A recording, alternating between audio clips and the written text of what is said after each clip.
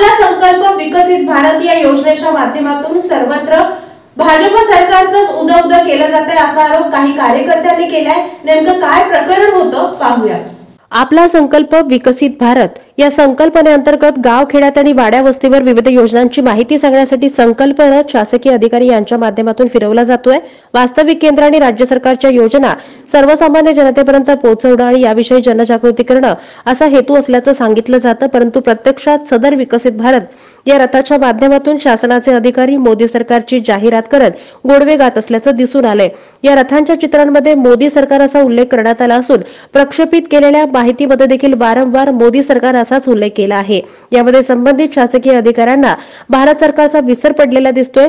जाणीवपूर्वक विशिष्ट पक्षाची आणि व्यक्ती केंद्रित माहिती आगामी सन 2024च्या निवडणुकीचा हेतू डोळ्यासमोर ठेवून दिली जात असल्याचं लक्षात येते।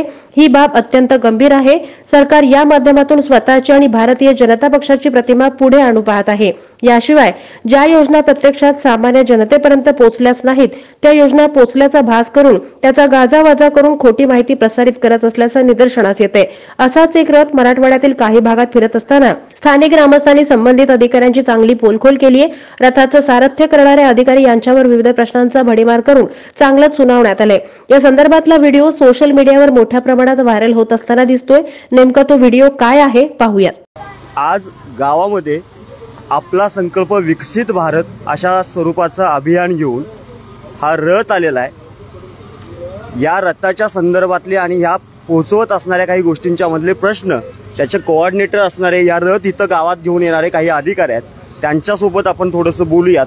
फोटो झालेले आहेत तुमचे सगळ्यांचे, फोटो झाले असतील तर माझी विनंती आहे, कुणाकडे जायचं तुम्ही सांगा ग्रामसेवक साहेब, कुणाकडे जायचं? साहेब तुमचं नाव काय आहे? अजित वागरे। अच्छा, तुम्ही हा रथ घेऊन आलेला आहात, काय संकल्पना आहे याच्या मागची? यामधून एकच आहे जी आतापर्यंत उज्ज्वल योजना म्हणून तयार झालेली आहे ती गव्हर्नमेंटकडून कमी सबसिडी मिळून जे HP गॅस किंवा जे गॅस मिळालेले आहे त्यांना आता पोहोचलेले, मला वाटतं इथं लाभार्थी पण असणार आहेत, आपल्या तुमच्या गावामध्ये लाभार्थी आहेत। तसंच जे योजना गव्हर्नमेंटने दिलेल्या आहेत की बऱ्याच योजना आहेत, भरपूर मला वाटते हजारो योजना आहेत की वरून मला फक्त एक साधा प्रश्न विचारायचा आहे, हे सरकार देशाचं सरकार आहे का मोदीचं सरकार आहे? हे देशाचं सरकार। मग जर देशाचं सरकार असेल तर तुम्ही घेऊन आलेल्या रथामध्ये मोदी सरकारची हमी असा शब्द का लिहिलेला आहे? हे देशाचं सरकार आहे का मोदीचं सरकार आहे? नाही, हे मोदी सरकार आपल्या कसं आहे, मोदी सरकार म्हणजे काय? एका व्यक्तीचं सरकार असतं का? मग एका व्यक्तीचं सरकार ज्यावेळेला नसतं त्यावेळेला तुम्ही या शब्दांमध्ये बोर्डामध्ये मोदी सरकार असा शब्द का लिहिलेला आहे? आपल्या आता पंतप्रधान आहेत ते मोदी आहेत, मग एकट्या पंतप्रधानाचं सरकार का? नाही, मी काय म्हणणं आहे, त्यांनी ज्या योजना सगळ्या दिलेल्या त्या पूर्णपणे जे खाली लाभार्थी आहेत त्यांच्या बरोबर। मग त्या योजना कुणाच्या, मोदीच्या का भारत सरकारच्या? मग शब्द का आलाय तुमचा मोदी सरकार? का आणलेला आहे तुम्ही घेऊन आलाय की नाही हा रथ? हा, मग का शब्द आणलाय तुम्ही मोदी सरकार? भारत सरकार असं का वापरले गेलेलं नाहीये? भारत सरकार आणि त्यासोबतच हा सेल्फीचा पॉइंट जो आहे त्या ठिकाणी भारत सरकारच्या अनुषंगाने असणाऱ्या कुठल्या गोष्टी आहेत? इथं तिरंगाच्या अनुषंगाने असताना तिरंगा नावाची गोष्ट नाहीये, भाजपच्या झेंड्यासारखे व्हिडिओ का दिसतायत? का दिसतायत ते? या इकडे या सर, या बघा, हा जरा बाजावला ताई, हे जे दिसतंय हा तिरंगा आहे, हा रंग तिरंग्याचा आहे का भाजपचा आहे? नाही, कलरचं काहीच नाही आहे, कलरचं हे कशाच्या अनुषंगाने तुम्हाला हा कलर कुणी सुचवला? प्रत्येक ह्याचं काय कलरचा असा कुठं काही इश्यू नाही आहे आपल्याला फक्त काय आहे यामध्ये मोदी साहेबांचं जे काय आहे, मोदी साहेबांचं आहे का भारत सरकारचं आहे? भारत सरकारचं। मग मोदी साहेबांचं म्हणजे काय? आता जे तुम्ही पंतप्रधानाचे, मला सांगा, तुम्ही पंतप्रधान नावाच्या भारत राष्ट्राचे अधिकारी आहात का मोदी नावाच्या एका व्यक्तीचे आहात? भारत सरकारचे। मग भारत सरकारचे असताना हे शब्द असे का लिहिलेत? त्याचं कारण मला पाहिजे, का लिहिलेले आहे तुम्ही? आणि तुम्ही आमच्या गावात घेऊन आलाय ते आम्ही प्रश्न विचारणं आणि तुम्ही उत्तर देणं यासाठी बांधील आहात तुम्ही। मग इथं भारत सरकारच्या ऐवजी मोदी सरकार का लिहिलेला आहे? या ठिकाणी भारताचा एक झेंडा दिसतोय का साथीनो तुम्हाला? एक झेंडा दिसतोय कुठं?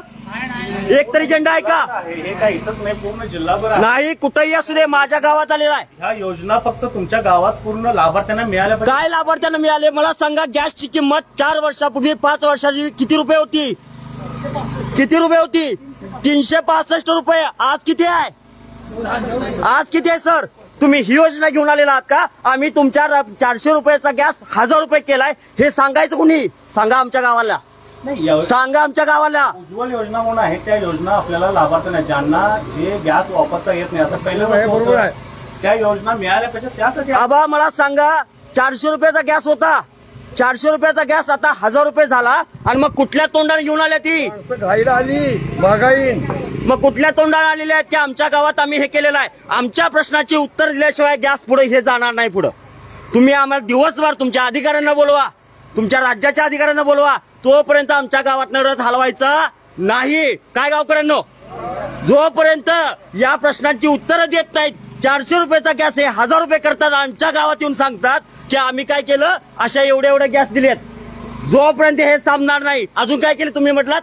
आरोग्याची योजना काय केलं आरोग्याच्या बाबतीमध्ये? आपल्याला आता आभा कार्ड म्हणून आहे ते 2 लाखापर्यंत तुम्हाला त्यामध्ये बरेच जे आजार आहेत ते त्यामध्ये तुम्हाला मोफत दिले जाणार आहेत. त्यानंतर जो आयुष्यमान कार्ड आहे त्यामध्ये 5 लाखापर्यंत तुम्हाला लाभ आहे. त्याचा आता भरपूर दिवस झाले. आता पण ही योजना पुन्हा कुणाची? गव्हर्नमेंट कुणाची? ही गव्हर्नमेंट. मग का मोदी सरकार लिहित आहे? जोपर्यंत ते काढत नाही, त्याचं योग्य उत्तर देत नाही, तोपर्यंत ते तर लावायचं नाही. आमच्या गावात नवर पुढे जायचं नाही.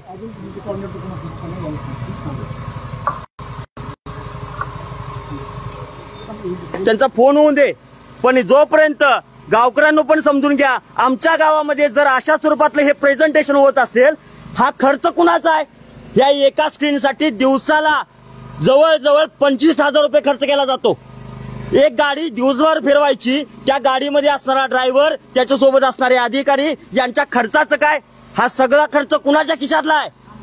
आमच्या खिशातला आहे. मग आमच्या खिशातनं जर तुम्ही हे जाहिरातबाजी करत असाल, इथं मोदी सरकार लिहिलंय, इथं कुठल्याही स्वरूपामध्ये भारत सरकार लिहिलंय का? मग भारत सरकारची गोष्ट स्वतःच्या नावानं खपवायला त्याच्या बापाची प्रॉपर्टी आहे का? हे समजून घ्यायचं. आमच्या गावात येणाऱ्या प्रत्येक या अधिकाऱ्यांना असे प्रश्न विचारून सोडून द्यायचा आहे. त्यांचा फोन लवकर संपू दे. आणि मला सांगा, मी जेवढं काही बोलतोय ते चुकीचं आहे का? 400 रुपयाचा गॅस ह्यो 1000 रुपयाला आम्हाला विकायला लागला आणि सांगायला लागला आम्ही 10 करोड लोकांना उज्ज्वला गॅस दिलं. कशासाठी दिलं? 600 रुपयानं 10 करोड लोकांचं किती रुपये झालं? एवढा पैसा सगळा गेला कुठं? घालवला कुठं? सर या इकडं, या इथं या, पुढे या. तुम्ही या शाळेच्या बाबतीमध्ये पण काहीतरी योजना लिहिल्यात. 20,000 शाळा महाराष्ट्रातल्या बंद करायला निघाले तुमचं सरकार. काय उत्तर द्याल?